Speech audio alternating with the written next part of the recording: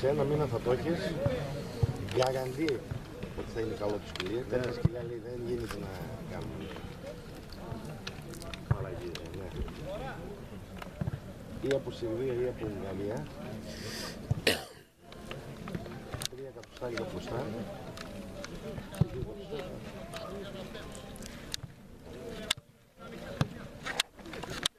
Ναι, είμαι σίγουρος ότι μπορείς να κάνεις μια με ανοιχτό μπουκάλι.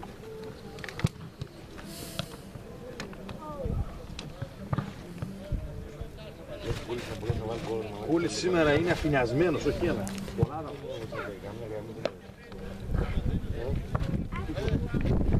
Χθες δεν δούλευε, δεν κουράστηκε, δεν έκανε, κοιμόταν νωρίς. Είδα φωτογραφία, είδα. Γι' αυτό το μάτι, στο σπίτι αναστός. Τι νομίζεις? Τι είναι ρε παιδιά και τι θέλετε? Φώτινα κίδι? Ναι, ναι, κανονικά. Ποιο είναι δικό σου? Από ποιο τι τα έφαγες όλα? Τι έφαγες εσύ?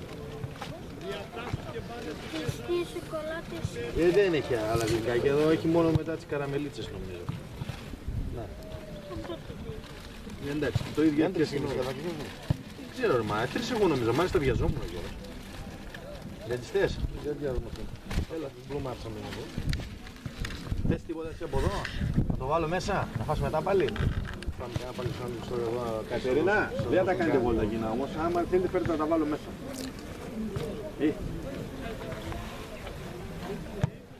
Πάμε και ένα πάλι σάντουιτς, θα δώσουμε κι άλλο.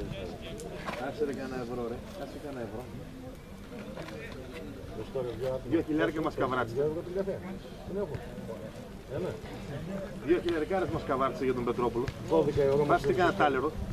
12 ευρώ μας πήρε το ιστορικό. Σας πήρα 12 ευρώ. Θα του πάρει την πόλη μας συμβουλία. Για να βγάλουμε 12 ευρώ σήμερα. Κοιτάς.